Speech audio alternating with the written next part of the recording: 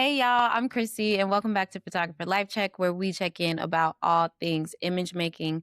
Today we have the incomparable Kennedy Arnette. Hey, hey, hey, hey, Oh, hey. thanks for Kennedy, having thank me. you so much for being here. Excited to be here. Thanks for having me. Absolutely. Let's jump into the photography check like we always do because eventually this podcast will be in person and we'll be able to get into everything. But until then, I would love to know something that you're wearing, why you like it, how you pulling up today. It could be hat, top, glasses, however you feeling. Yeah, I am glad that it's remote because I don't fully have pants on. I have like house Period. shorts. But this is my Malcolm Martin cap from it's in Scope. Love it. Love it down. This shirt, I wear it because it's super comfy and big. It works to the effect of like a muumuu with a collar. Mm-hmm. But I'm a big Looney Tunes fan, so it's got a little subtle Tweety drip. Yeah. And then normally I'm a little more adorned, some green kind of ruched shorts underneath, and yeah, the glasses, prescription, you You know, know, simply need them. simply necessary. Yeah.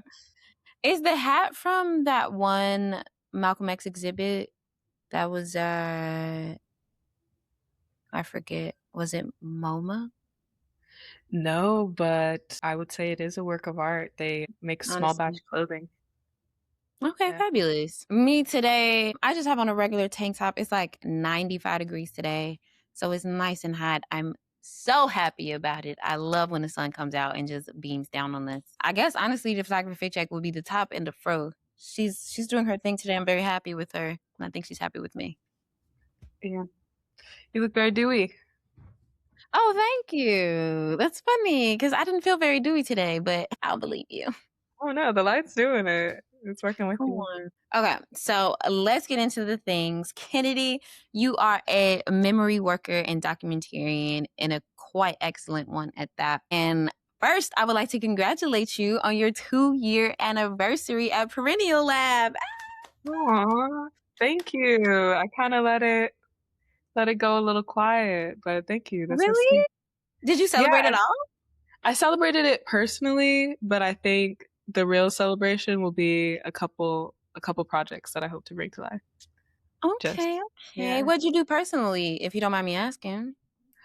Just started deep diving in my archives, and also I think around that time, because birthdays, like even my actual birthday sometimes makes me more introspective than celebratory sometimes, Yeah. milestones. I remember being kind of moody at the time. And then I had a good meal. I think I celebrated with friends or something like that, where we just, we're That's enjoying like another one.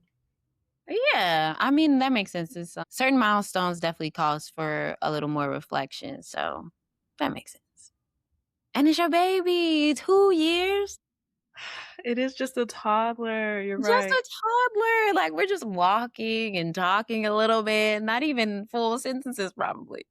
Right. No, this is true. Just stop nursing. But Right. Like, and honestly, only if you wanted to. yeah, no, these. I'm not gonna do into that metaphor too long, but the period of But time.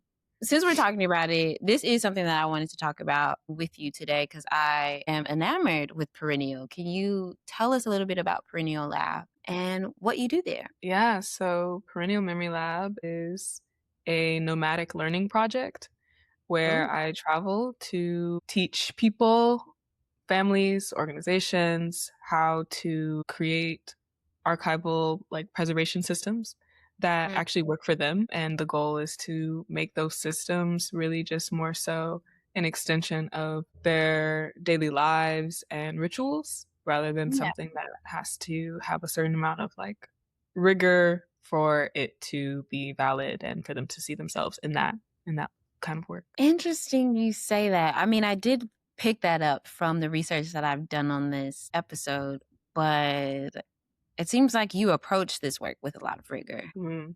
Is that in order to make it more accessible for others? Yeah, I think it's also that in the infancy of this work, part of the transition is how do I get it so that it's not three of me in a trench coat making all of these workshops, events, prints happen. Yeah. So I think some of the rigor does happen to fall on me, but I'm also trying to like get it to a place where not just for the folks engaging with me, but for myself, that it can feel a little bit more playful. Because all that rigor, when I actually get into space and gathering with folks for these programs, workshops, educational, or just kind of like open learning forums, conversational formats, when I actually get into space with folks, like I do my little spiels, but the goal is to have set it up in a way where it's like less about anything that I explicitly have to say and more about the listening that's permitted Mhm.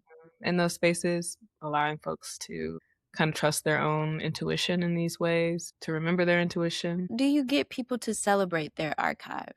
Like, in actuality? Like, is there something tangible, like a tangible action you get people to do or take?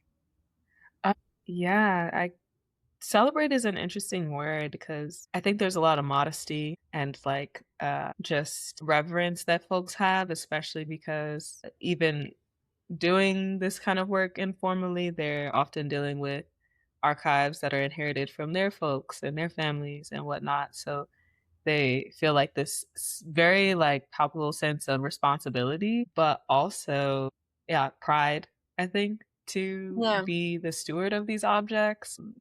So I think to celebrate the archives that they're working with, I think it is also just like, again, kind of that feeling of like allowing themselves to see themselves as a part of that story and not just like, a humble carrier. Like, Mhm. I feel like it's kind of most folks are familiar with like the temperance of say like a librarian, Mhm. um, to which we love the library. Um, Absolutely. we love the library, I know. but What's your library?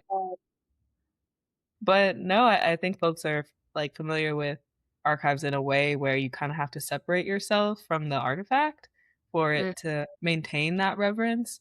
But I think the exercises and the kind of like creative prompts that I designed for these workshops and gatherings is with the hope that as they feel less othered from the object that they're helping preserve, the object or the story, Mhm. that there's room to celebrate it a little bit more, or room to play, or room to just kind of also explore the kind of lighter and, human feelings that not only go into stewarding it, but likely went into the creation of these photos. You're stewarding photos of your elders having parties at their homes, gatherings, births, funerals, whatever it is, there's like a large, like, I think, especially in Black family archives, like a large, like, celebratory theme as to like Yeah, when folks are even breaking out the camera. So, exactly. Like, it's yeah. a holiday, it's a birthday, it's a party. Yeah, yeah. Hmm. I remember the moment I made that transition for myself and I realized that, oh, I should make myself a part of this archive that I've inherited. And in fact, it was a really emotional time for me because I realized how much of disservice I've been doing to myself of not documenting my own life with me in it instead of just the people that are around me. Do you remember that moment for you? For me, that was not that long ago, maybe 5 to 6 years ago. Yeah, I would say I am continuously reminding myself of that, even though it's like, okay, practice what you preach. But I would say it was around kind of like the conception of what became perennial because Mm, I'd been, before I like publicly was practicing, I was independently researching, and that was also often in tandem with like my deep dives in my family archive, or not just the archive, but like the conversations that it necessitated. And I think perennial and like practicing in public, playing in public, kind of also building like a process blog or just documentation of my practice. It's sort of how I started to have more opportunities to see myself in my work, or not just in my work, but work as an extension of my life and my Yeah. values and all of those things. So I think it also would be pretty recent for me, like maybe around 4 years, because I'm also often like behind the camera just out of curiosity and Right. convenience. Like I don't know if they're gonna see it how I see it. I just need to press this button. I just need to be in the mix. I just need to do whatever I'm doing with my camera and the moment that's happening. And then I'll look back at the footage and so often I just like otherwise wouldn't be in it. So Right. other than if Yeah. I turn the camera around at one point, I'm like, okay, we here. But um yeah, Yeah. I think it's ongoing. That moment was so important to me. I think it like, when I look at my own family's archive and I see all these people, I think because I'm an image maker, I wondered who took the photo. But I don't know if that's a frequent question. I don't know if everybody is looking at it like that. And so I felt my own existence like I was losing it because I have now added to this archive and have seen Mm. much less of me in it. And it's one reason why I love memory work and archive work so, so much.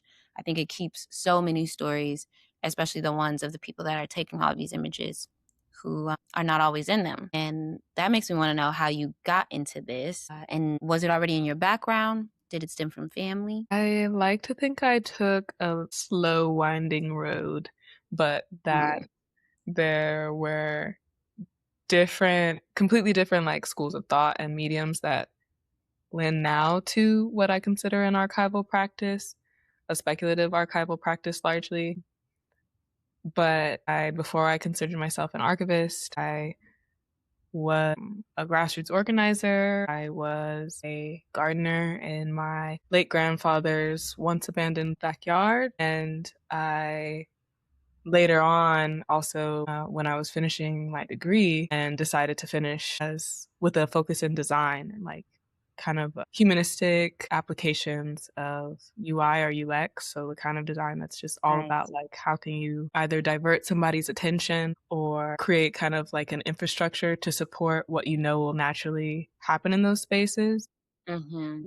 It made me realize that the experiences or the ways that I was approaching organizing and like a social practice, that's also like a design experience to be an organizer of just spaces and people and gatherings in that way.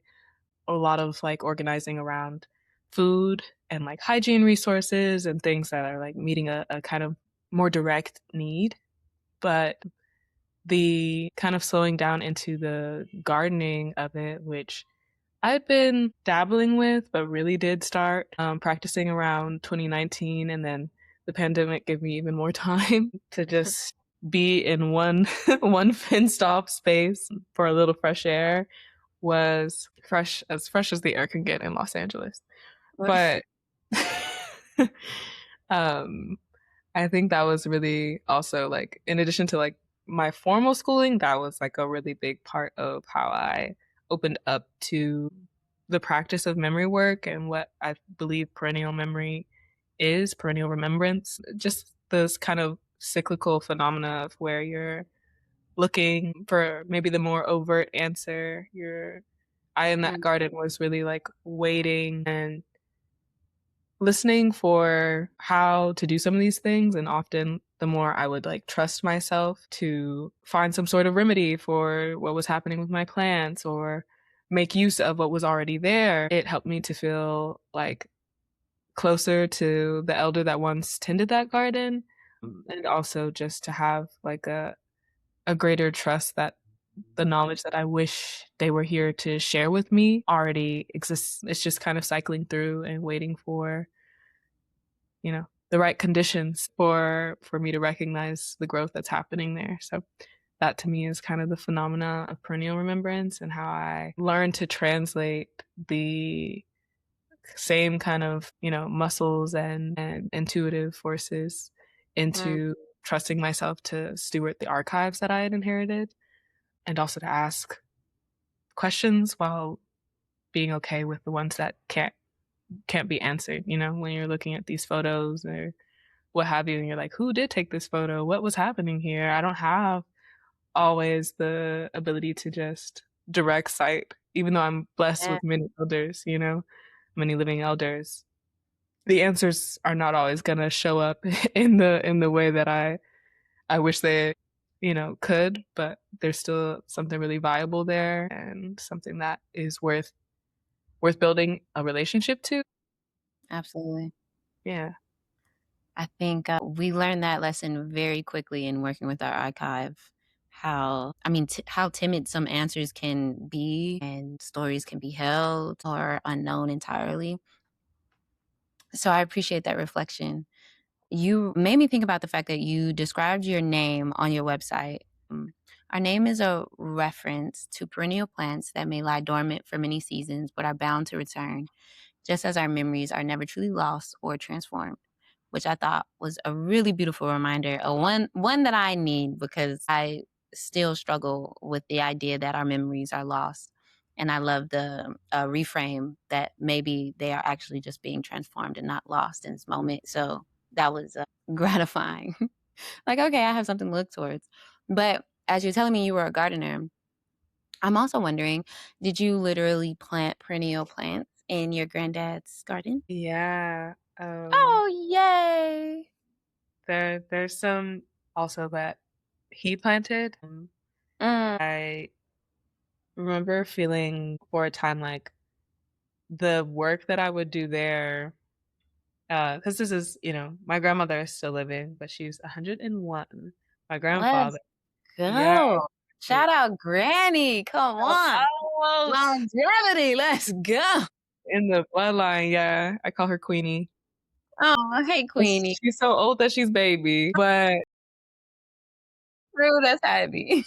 but yeah, like she at that age, she also has this kind of relationship to her home and the things that have like sustained her for so long Yeah. that like they just are kind of on their own clockwork. They're not really happening just because, like, she has a gardener, basically, is what I'm trying to say. She Mhm. has a landscaper who Okay. is also old now. And Mm. he be there pretty much every Friday just to do his little something for the rate that they agreed many years ago. Like And 30 years ago, probably. it's like bucks, $6. It's like something that But the I relationship was built and now it's maintained. Like, that's a beautiful thing. it is. It's a certain like level of long-standing accountability where I don't even know when the last time they saw each other was, but Um, we know that we have to. And so there are still, but when I first started like really working the space more, there were like little plants that I would find out that my grandfather had planted. One is a lemon tree that had been like a Meyer lemon tree that mhm. when they first got there, and California, we have pretty good weather. Another fruit tree in the back. We have an avocado tree that's really the centerpiece, and Mm. that's like the. It's actually around. We believe it's around the same age as my grandmother, about 100 years old. And there's like trees in the neighborhood that were started from the same tree. But me and my grandmother's gardener, and the more delicate, like the smaller perennial plants, not the trees or what have you, but like there were these like little blue flowers that kind of like branch out or whatever. He would cut certain things back so harshly because he was used to it all being treated like weeds. And so Uh-huh. then when I started gardening there more, and I was growing a lot of food actually, Mm. tomatoes, my grandmother, southern granny lore. So she likes squash and has Mm. memories of when food used to taste like not water. Yeah.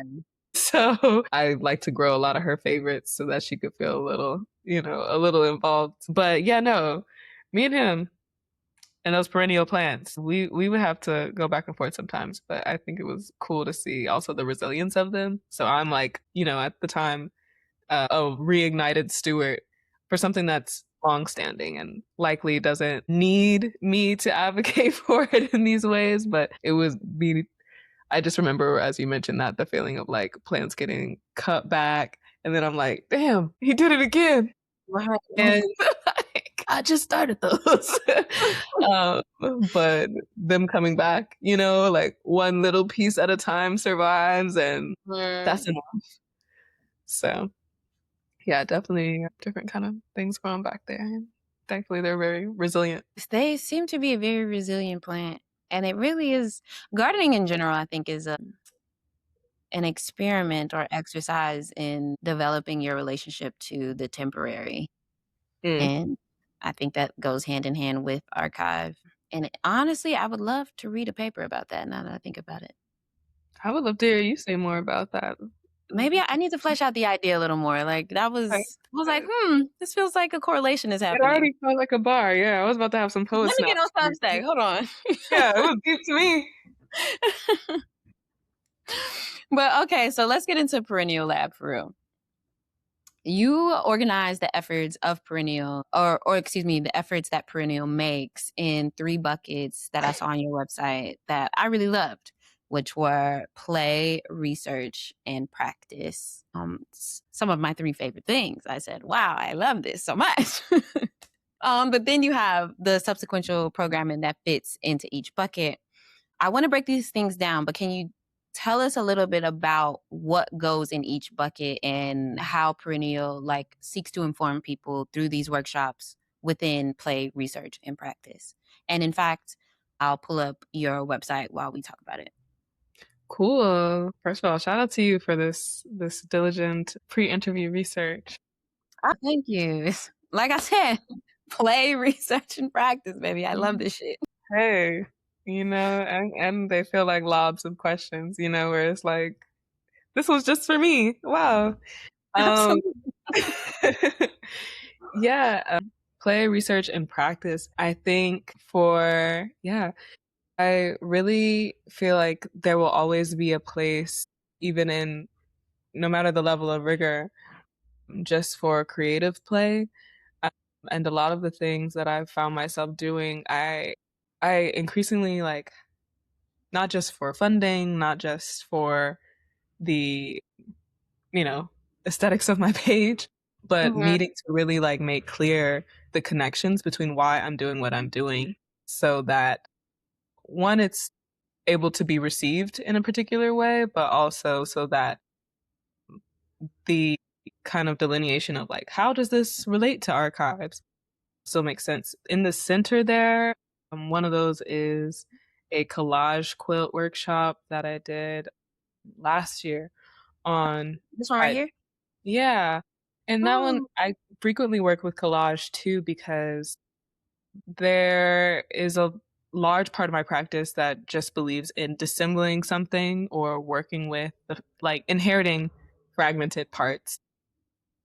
And I really value the practice of collage, of mosaic, and different ways. I also recently have been experimenting with sculpture, but I think play is one of those aspects where I always try and make sure there's something tactile and something that's like there's no right answer, there's no box to fill in, something that just is self-decided, I think, is what I often associate with play, especially.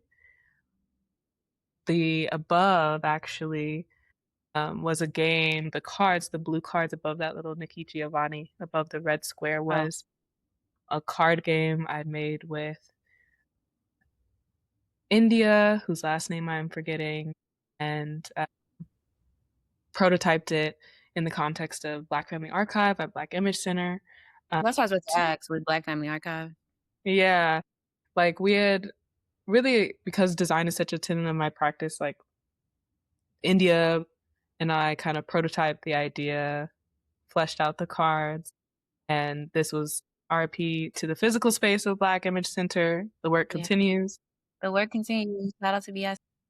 you know, but definitely just really grateful for like also the reception to when I could say these things and all of the slide decks, all the proposals, all the essays in the world, but sometimes play is what reaches people. Um, and I love the and revere the like informal and more structured ways of approaching research or just like how we engage with one another in that way.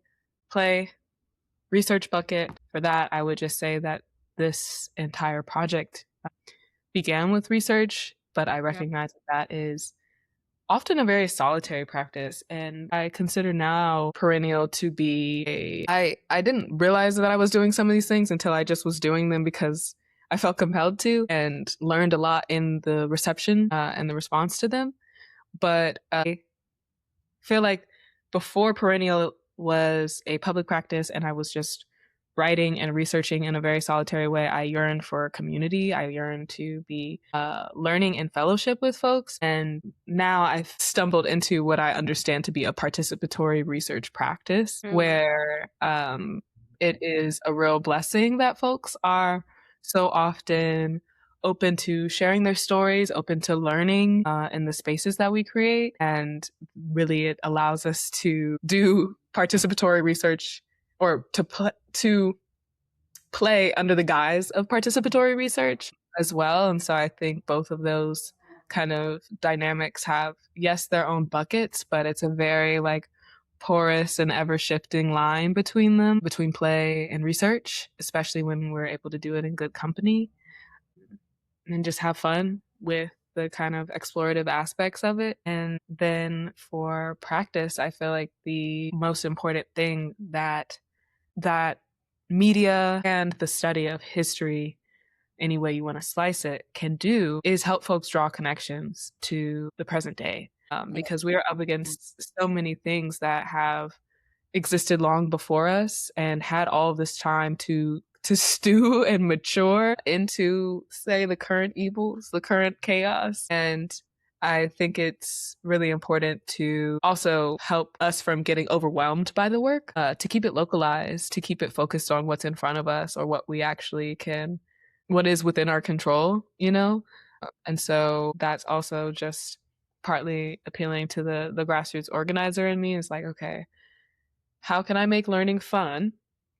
How can I make learning participatory? And then how can the things that we learn together translate into a better quality of life, a better like communal understanding that translates to communal health or advocacy, especially around as much as we need to really defend for our environments so that there can be life in any form. And for our hometowns, I think also in the last year or two, I mean, perennials too, but especially since I moved back, which is now coming up on a little shy of 2 years because I was Mhm. away in Atlanta.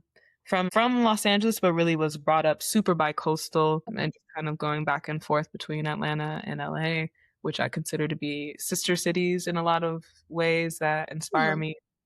Yeah. Uh, but yeah, I think since I came back, the decision to move back happened right after I was on the fence, teetering, and then the elections happened, or the presidential elections results were announced, and I was like, I need to be home in a Mhm. home in the sense that although I am grateful to have called and known Atlanta to be home in many ways, home in a way that is more familiar to me, home in a way that I have folks that I know I can rely on in a very particular way, and more family here as well. So that definitely kind of brought me back. And I think there's been just this like portal that's opened up my practice as among other things, just really like deepen my relationships as well. And because I moved back in the fall of 2024, Mhm. thinking, it was partly post grad existentialism, partly Fair. what is happening with the country. And also, I knew that I was homesick and had this like kind of 3 month period through the holidays up until my granny's 100th birthday at the time that I was like, Mm. let me just go out here, go back for a little bit. Now I have a lease. I didn't know I was Right. moving. Insane.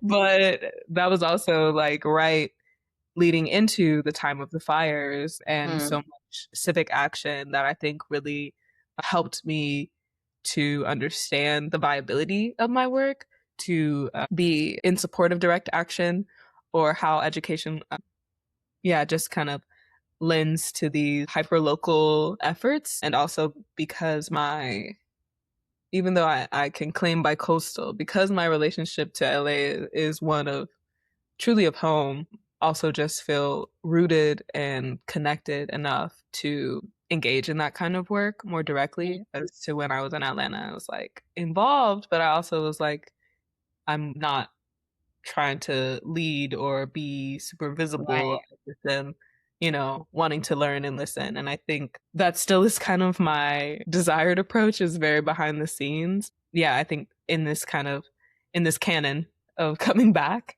there's been so many events and things specific to LA that helped me to kind of orient my work to a place, because being bicoastal through my upbringing and also being, a product of Southern migration to the Mhm. West, I think even further back to be just, a descendant of dispossessed people, Mhm. it's super that kind of grief or that feeling of being out of place can really follow you. And it actually took a lot more for me to consistently, it does take more for me to really just fully be wherever I am, even if it's for a time, So I think relationship to place being something that now is anchoring what I still consider to be a nomadic practice, because I don't have a brick and mortar. I don't have a one particular spot where you can catch me at. I definitely Yeah. love to loiter at a black bookstore or library, but other than that, I'm just kind of open to the people, spaces, organizations that see a place for us in their Mhm. work, as well Mhm. as providing a literal roof for me to operate under sometimes. And so that kind of has been part of the shift. But your question was about buckets, and I'm sorry that I This was a ran great so slow. tangent. It was a perfect tangent. It told me a lot. And I think it even relates to another question I had because, I mean, naturally, on your website and the work that you do, I'm hearing a lot of words like home, roots, world building. But even as you just gave me a little bit of insight on your personal movement throughout life, you mentioned some of those words too. And location means a lot when we're talking about archiving. I think in a granular sense, like if your archive, which I don't know if this is literally for you, but if your archive existed only in LA and you were in Atlanta half this time, there is an element that of research that you just can't have access to because we're dependent on location. And then, you talk about like a family tree or something like that. And then I think in a grander sense, like the work that you're doing at Perennial, it can mean a lot, like how you said, there is no brick and mortar. This is a nomadic practice of learning and teaching at the same time. And when I was doing the research on you and this episode in the lab, I was thinking a lot about these words that come up all the time, like world building and roots and home, and what that really means. And now that you mentioned this part of your story, I'm wondering if there, as a steward in this work, is there a way that you can or even try to make someone a little more comfortable in their own world building as they're coming to you with their archive? Are you kind of guiding them to build that world or to build that story? Or is it just like you listening and being like, this is your task that you've been given and you need to figure that out for yourself. Oftentimes I will end up being like, well, what do I know? And pointing folks back to themselves. That But I think as a programmer, facilitator of events and whatnot, like folks do often enter into these spaces looking for an authority and equating a teacher to an authority. Even though I try and position myself, I do this thing called an open learning agreement at the okay. top of anything, where it's just like, none of the questions that I ask you, the room, are rhetorical. None of this is, to position me as without, as an expert. It's more Yeah. so to position myself as a curious person who wants to share and also learn with you and answer to the extent that I can. But there are, in challenging that dynamic, like in allowing myself to be a student even as I'm teaching, and also inviting folks into a space where the role of a teacher has often been an authority, Mhm. not just of how you move about the space, but an authority of the right or wrong, the kind of like firmness of certain knowledge that's coming into that space.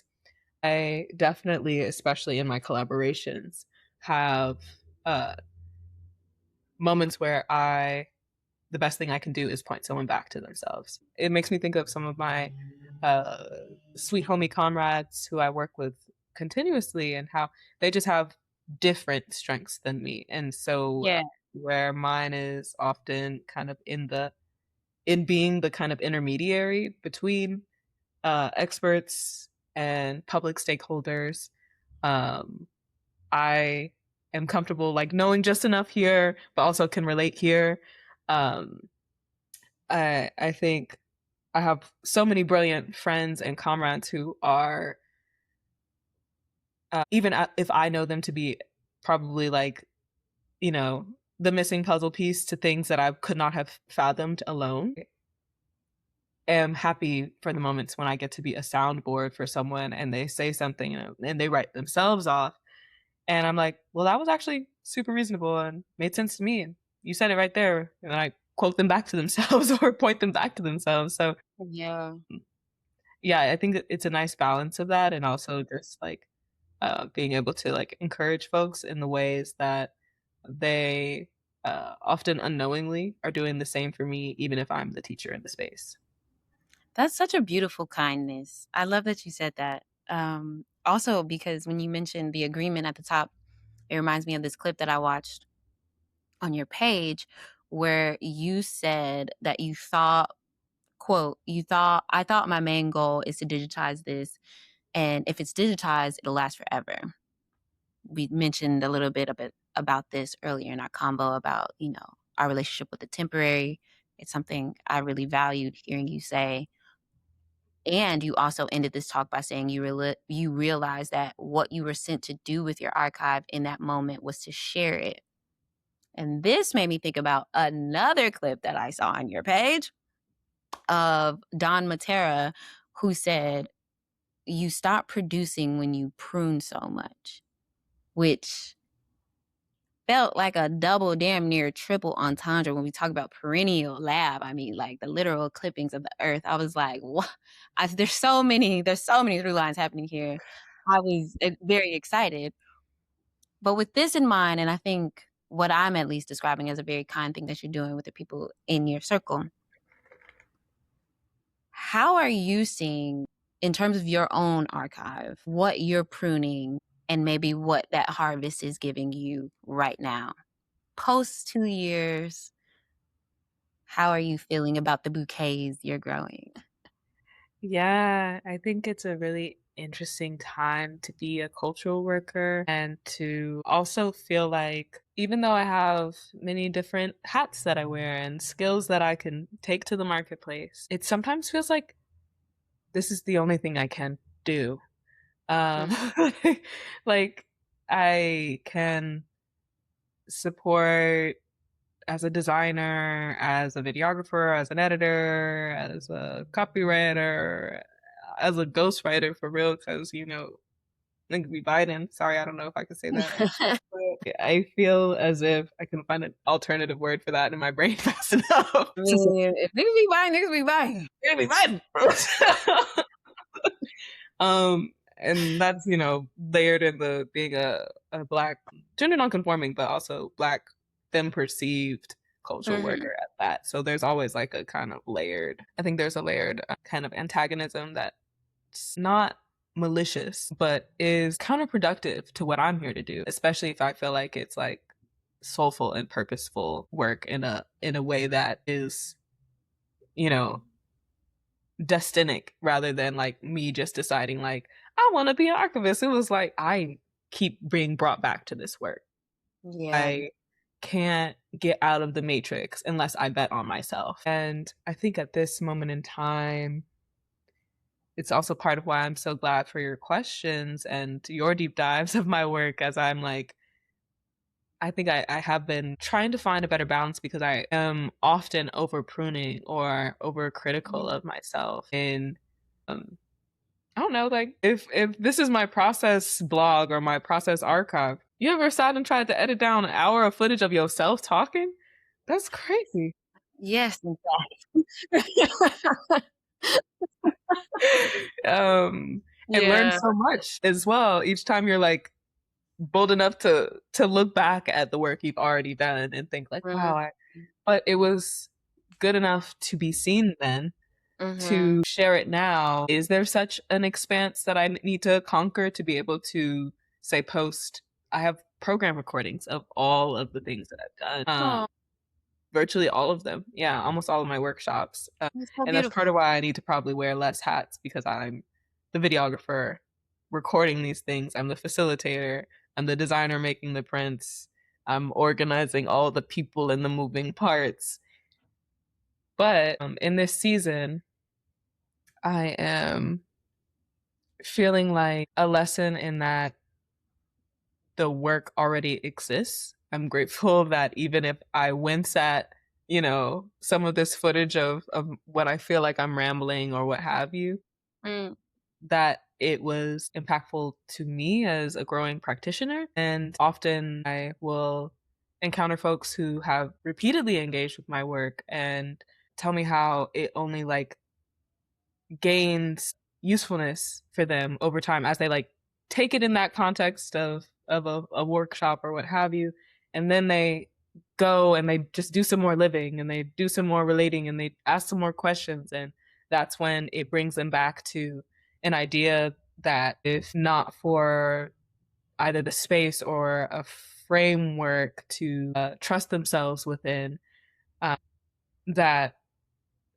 it just surprises and really humbles me sometimes to kind of get the kind of positive feedback that I do. And so I think I've been in a season where, partly because there is such a harsh material reality, that when I think about my work, I think about, you know, how I need more. I think about how I need to be more resourced. I think about how I need more hands or yeah, to make it simpler on myself, even if it continues to be often, me with the help of rotating teams yeah.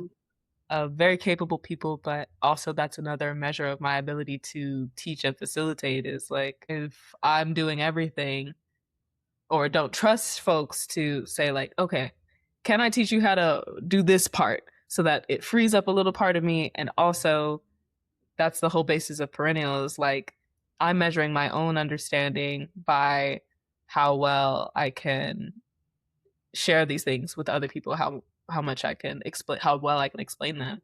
Mhm. And so I think I'm in an increasingly collaborative season. I am also in a season where I'm like, girl, you already did the work though. Like, what are you gonna do with what you're sitting on? And are you practicing what you preach again about socializing the archive? Because there's a very real memory tax. It costs to hoard data. It Yeah, costs more footage. that's It's actually real. cheaper to put it out on the web publicly, Wow. and what have you. But I think those are the things that I also feel gradually fortified by, to Mhm. know that it's never been that kind of like distance between who I am, where I want to be is not so great if the solution is working with what I already have. Yeah. And so I think that's like in this season, I feel very inclined to revisit the original intentions of this project, even as it evolves so much every time with every activation, every space, every person that we connect with. Revisiting my writing, which was like the forerunner to this project, and then the workshops, you know, it's its own kind of energy high sometimes to just be in a space full of learners. Mm. And so I think writing, because the bulk of my practice is like share and social, is like the solitary work of writing, of revisiting what you've already done, of asking yourself questions that you pretend not to know the answer to, Mm. is definitely what is finding me, especially as the seasons change and there's like this, this mid year cosmic whoosh. I'm just like, You ain't lied. oh, it's some new energy coming. I gotta work with what I have and also get some things off of my mental backlog, but it's not gonna be done with the attitude of like, oh, I got this thing I gotta do. I'm just dragging it along. It's like it's gotta be done with like, isn't this fun? Isn't this playful? Literally, Isn't I'm this a having gift? so much fun with all of these things I gotta do. Exactly. That Exactly. is so perfect. I have, girl, so many, or excuse me, I have so many questions I want to ask you, but I don't want to take up too much of your time. So this feels like a good place to take a break. I did have one little cutesy question, maybe right before we take a break. If memory work was a flower, what flower would it be? You can't say perennial. Oh my gosh. What flower? I would say a bird of paradise. Oh, yes. And those are gorgeous. Ooh, or I love bird of paradise because I was thinking of like how like spiky it is. I have one tattooed, What's that? but love it as a Californian and just how like drought friendly they are. Mm, Like they sometimes thrive in neglect. You'll be like, damn, when was the last time that somebody watered you? And you just over here continuing. continuing like a They snake have plant.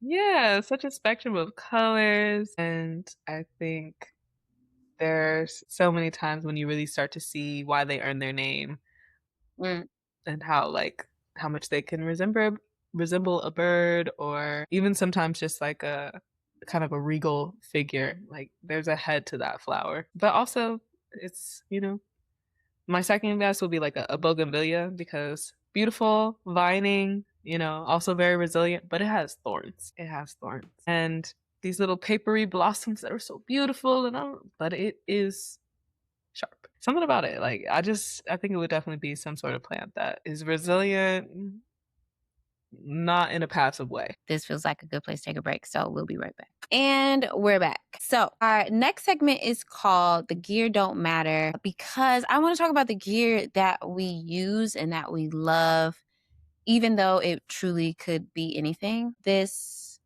segment stemmed from the fact that one of the first things people ask us as image makers is what camera are you using? And I'm personally of the belief that, the camera matters much less than the eye. And even with that in mind, though, I still love my camera. I still love the other gear that I use. It helps me create the things that I'm imagining in my head. So I wanted to value those things. So I want to know, what's a favorite piece of equipment that you use? It does not have to be a camera, but it can be. Favorite, it is a camera for me. I love shooting with my little, it's not at a convenient distance, but actually maybe it is, but my Canon Handicam Mm-hmm. has a crazy zoom. It's super user friendly and simple and also feels like less intense than if I brought out like my Sony camera or something where it's like you could tell that it's a tool. This feels Yeah. like very playful and I think the image quality is pretty decent while it also is like less intimidating to folks who are on the other side of my camera. So I love like going to events and whatnot and being like I'm talking to someone, but like I not in a Ray-Bans meta way, like there's consent involved, but Yeah. but allowing like the natural flow that's already happening to continue even when I pull my camera out. Shout out to that one. Okay, period. Come on, Handicam. Got it off eBay. This next segment is called Photographs Not Taken. It's a fan favorite. One of my favorite. Photographs Not Taken is where we talk about the memories that exist in our head only. I want to know a story of a memory that you have that you wish you would have photographed, a picture that you have in your head that you wish you would have photographed but never did. So this isn't like, like necessarily being on set and work or anything like that, but like you can vividly see that like that would have made a great image, but instead it lives as a memory. I really enjoy still life and like nature photography. And those are often the moments when I'm like either working with my hands and can't, shouldn't be fooling with the camera or any worrying about that. I never have space on my phone either. So it's just never convenient. But I think that would be kind of like a general example for me is just like the amount of things that exist in the natural world where I'm like, even if I did have space on my phone, it's not gonna capture. It's not gonna capture like how beautiful the sky is, how deep this green is, like just I how feel that way often, actually. I mean, even if I'm using my professional camera of a landscape or something, and I'm just like, what I'm actually seeing is 10 times, a million times better than this image. And I think the image is pretty tight. but it just simply cannot capture like the beauty of this mountain, of the sky, of this color green, like you said. Like it's not doing it. Relatable. It's only so much. It's made, cameras made after the human eye, but the technology is not Yeah. quite there. You just have Not to quite. have a, but I think it's also like, how vast things are. Like an image is, thank goodness they exist and we can capture what we do from our perspectives. But True. like looking at, a landscape or even just a random, skyline, it's like if the image is here, the vastness of the sky is what makes it so beautiful, or, all the other Mm. sensory aspects of it. Similarly, my photograph not taken this week happened just yesterday. I was at the beach with my sisters. We had like a little sister morning and went to the beach to catch this heat wave. And we were sitting on the towels. We were sitting on a blanket playing Wordle. Did you know Wordle has a board game? I thought it started as a board game. I don't know. I love Wordle. One of my sisters brought it. I said, yes, this is exactly what I want to do at the beach. So we playing Wordle. It's a little kiki, whatever, whatever. But there's this moment, one of my sisters get frustrated that she can't figure out the word and she makes this face. This is my baby sister and she is 25 now. But she made this face like she was 7 again. And it was like, oh my goodness, like I felt like my eyes lit up in the moment. I'm like, oh my God, like there goes my little baby. There you are. It was the sweetest little moment. And then it lasted for a split second and she was like 25 again. And I was like, and I didn't even tell her it happened. I was just like, well, it's so crazy how that happens in life. And then it made me think about my mom and how often that must happen for either of my parents for real. But I mostly think about it with my mom just because she's a woman and being like, whoa, like it was just a couple days ago where I just had these kids and now they all grown as hell. Crazy. And here I am having it with my little sister. That's beautiful. If you're having that feeling as a big sister, I wonder how your mom must feel. Man, same. But on to the next. The next segment is called the PLC playlist. We made an actual playlist on Spotify and we add all of these songs from every episode for the girlies to play, maybe while they're on set, while they're editing to get in a good vibe. So I want to know Okay. something you're listening to. And you can pull up your streaming service right now Right. if you Let's need see. to. Okay.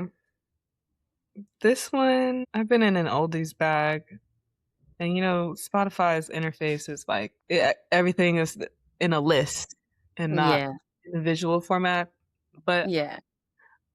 towards the top of my list and getting a lot of replay for me lately is a song by Bobby Boyd called "To Be in Love with Yourself." And I like it. It's like kind of peppy. So, oh, I can't wait to play this. That sounds like a gorgeous song. Yeah, it's really fun to listen to. It makes me feel like I've been enjoying listening to it when I need to like get back in my own rhythm. Yeah. This cover art? Oh my God. Mm-hmm. Be in love with yourself. I love these. Simple lyrics, kind of folksy, super sweet. Into it. Okay. Period. Mm-hmm. And that really is the I've title. I've been on a very different vibe. That's I'm fair.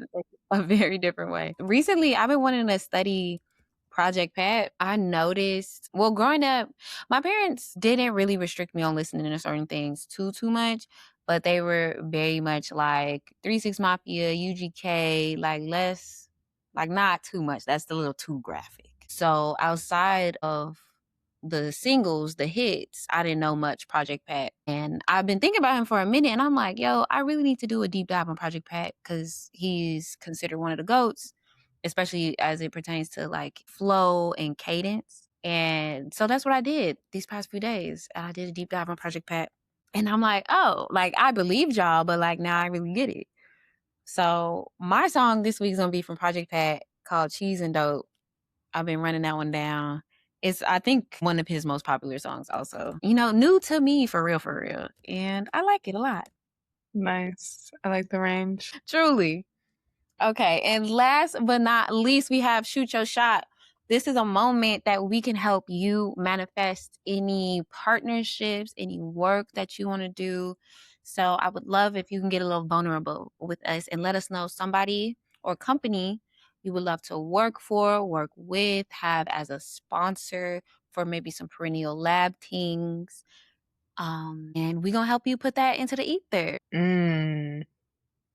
First thing I want to put a little universal sprinkle on is just calling in these residencies. Come You know, on. Absolutely. I need all of. I need the Like, residencies where you funding and creating a space for my practice. I need the residencies where you literally provide an artist housing. Damn. I need actually I need the residencies where you paying me to live somewhere. Yeah. absolutely. Pay Yeah. to exist. Thank Yeah. you.